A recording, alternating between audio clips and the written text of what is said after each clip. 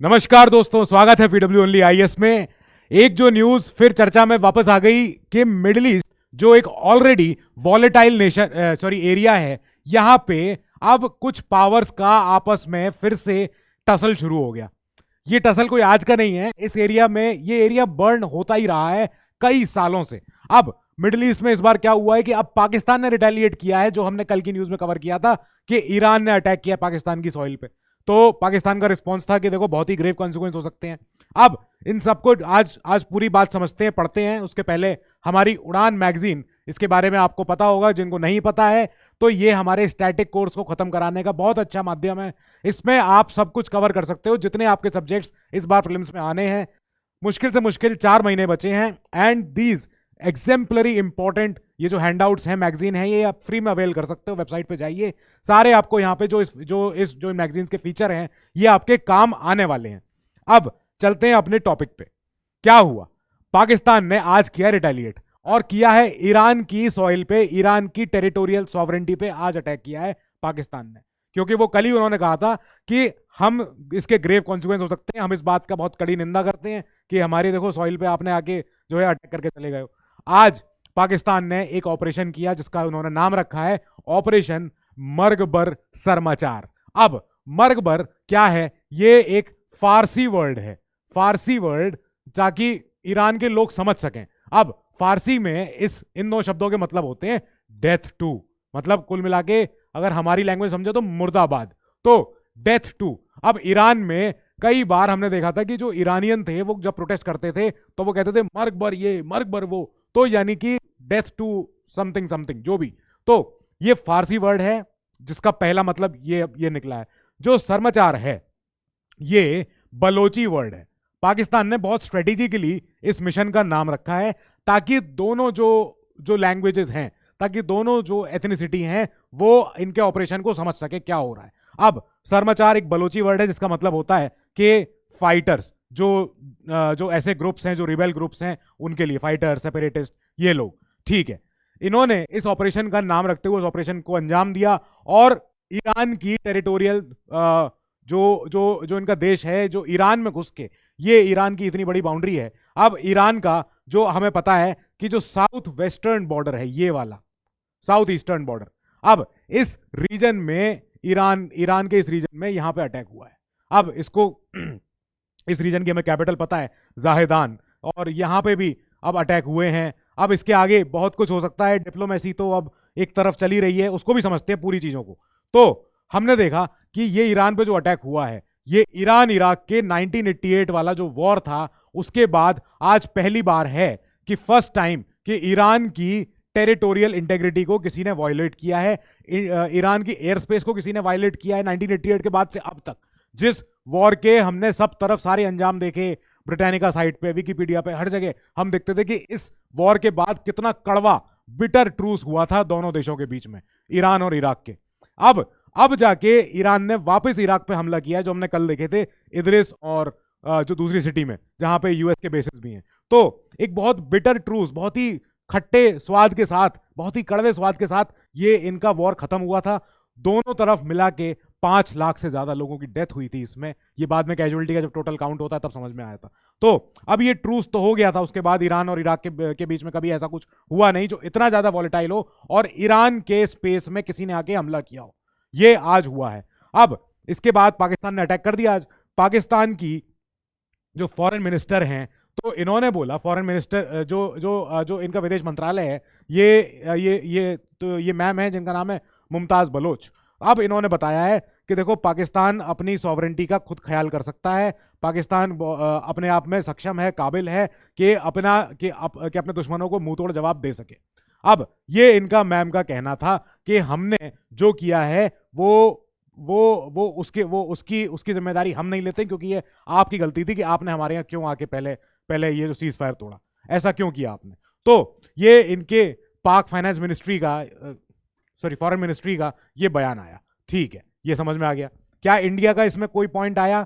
Yes, India की foreign जो ministry, हमारी विदेश मंत्रालय है, मिनिस्ट्री ऑफ एक्सटर्नल अफेयर्स, तो जो हमारे स्पोक्स पर्सन है मिनिस्ट्री के, श्री रणदीप जायसवाल जी, तो इन्होंने आज एक स्टेटमेंट रिलीज कर दिया है जिसमें हम इस बात का खंडन करते हैं और इस बात पे पुरजोर अभी भी रूप से कायम है कि हम we understand actions that countries take in their self defence. हम मानते हैं, हम समझते हैं ये बात, पर इस तब के बावजूद वी हैव जीरो टॉलरेंस। हम हमेशा से कहते आए हैं, अभी भी वही कह रहे हैं कि वी हैव जीरो टॉलरेंस, जैसे कहते हैं ZTP, जीरो टॉलरेंस पॉलिसी। हम नहीं किसी भी चीज का ऐसे जो है हम ऐसे टॉलरेट नहीं कर सकते जहां भी टेररिज्म हो रहा हो।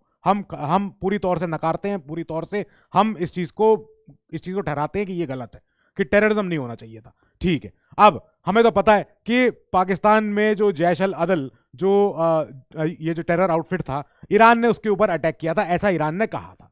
फिर ईरान ने अटैक किया पाकिस्तान के जैश अल अदल पे, तो जैश अल अदल, ओके ठीक है। अब इसके बाद क्या होता है कि पाकिस्तान कहता है नहीं आपने तो जो है इनोसेंट लोगों को, इनोसेंट बच्चों को मारा है, पाकिस्तानियों को मारा है, ऐसा तो नहीं किया आपने कि आपने कोई अपना टेरर आउटफिट ये अपना न्यूट्रलाइज किया है। हम आज पाकिस्तान रिटेलिएट करते हैं और हमने आज ईरान के जाहिदान में, ईरान के सिस्तान बालूचिस्तान एरिया में हमने आज जो है वापस से हमने एक अटैक किया है। ये सब तब हुआ था जब पाकिस्तान के प्राइम मिनिस्टर और ईरान के फॉरेन मिनिस्टर मिल रहे थे, बात कर रहे थे वर्ल्ड इकोनॉमिक फोरम में, और बात करते करते ही जो मीटिंग चल रही थी इन दोनों की डिप्लोमेसी के एंगल से, पीछे पीछे ईरान ने अटैक कर दिया था पाकिस्तान पे। आज हाल ये है कि जो पाकिस्तानी एम्बेसी है ईरान में, वहां से तो पाकिस्तान ने अपने एम्बेसडर को वापस बुला लिया है कि आप आ जाओ। जो ईरान की कैपिटल है तेहरान, वहां पे पाकिस्तान की एम्बेसी है, अपनी दूतावास है। अब वहां पे जो एम्बेसडर थे, सबसे बड़े जो होते हैं, जो हाई कमिश्नर होते हैं, तो पाकिस्तान ने कहा वापस आ जाओ, नहीं रहेंगे, कोई ईरान से कोई रिश्ते नहीं।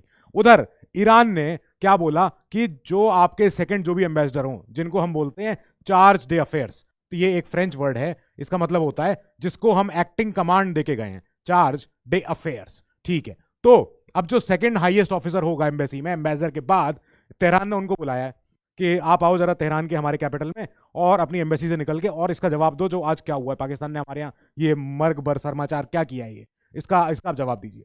अब पाकिस्तानी एम्बेसडर जो ईरान में है वो तो जा चुके हैं पाकिस्तान वापस, उन्होंने तो रिकॉल कर लिया है। जो बाकी एम्बेसी में और भी मिशन और भी लोग होते हैं, ये पाकिस्तान की एम्बेसी है जो तेहरान में है, ये ईरान की एम्बेसी है जो पाकिस्तान में है। तो अब दोनों तरफ डिप्लोमेटिक टेंशन खूब बढ़ चुकी है, डिप्लोमेसी सारी शैम्बल्स में है। हर तरफ चाइना जैसे देश अब बोल रहे हैं कि नहीं शांति होनी चाहिए।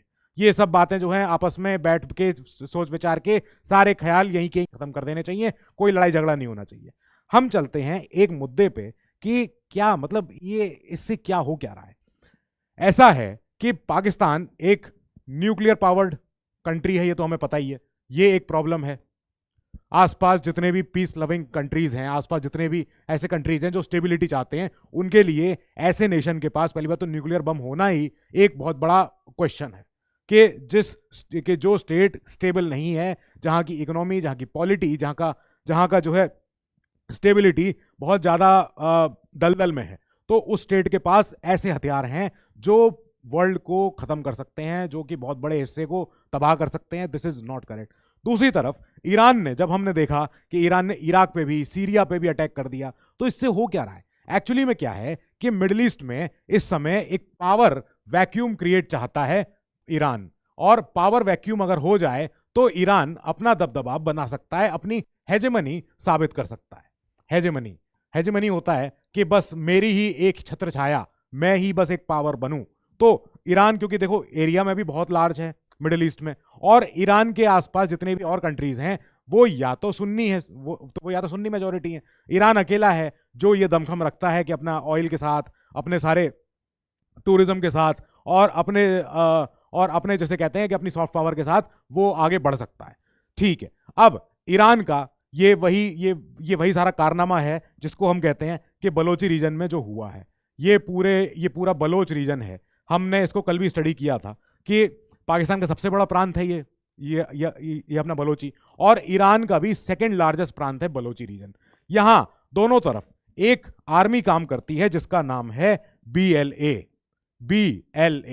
Balochi liberation army.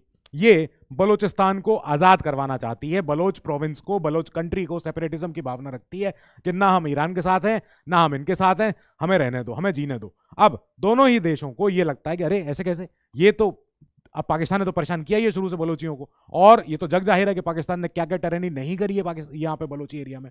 सो अब इस रीजन में जहां पे आज स्ट्राइक हुई है, पाकिस्तान ने की है, इसके बाद से ही ईरान के इब्राहिम रईसी हों, चाहे सुप्रीम कमांडर हों, सब नाराज हैं, खफा हैं और पाकिस्तान पे अब उंगलियां उठनी शुरू हो गई है।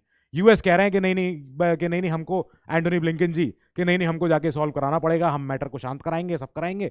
पर इस तब के बावजूद आप ये देखो कि जितना ट्रेड है जो इस बॉर्डर से होता है, ये बॉर्डर यही वाला पाकिस्तान का और ईरान का बॉर्डर, इस बॉर्डर से जितना ट्रेड जा रहा है, इस ट्रेड को कोई नुकसान नहीं हो रहा है। लड़ाई हो रही है, बमबारी हो रही है, मिसाइलें दागे जा रहे हैं, ड्रोन हमले हो रहे हैं, लेकिन तब भी ट्रेड नहीं रुक रहा, ट्रेड चल रहा है, ट्रेड इज पॉजिटिव। कैसे? अभी अभी जो department of road and transport के जो इनके डायरेक्टर हैं यहाँ के ईरान के, उन्होंने बताया कि 450 से ज्यादा ट्रक तो आराम से जा रहे हैं, कोई दिक्कत ही नहीं है, कल में गए, आज भी गए।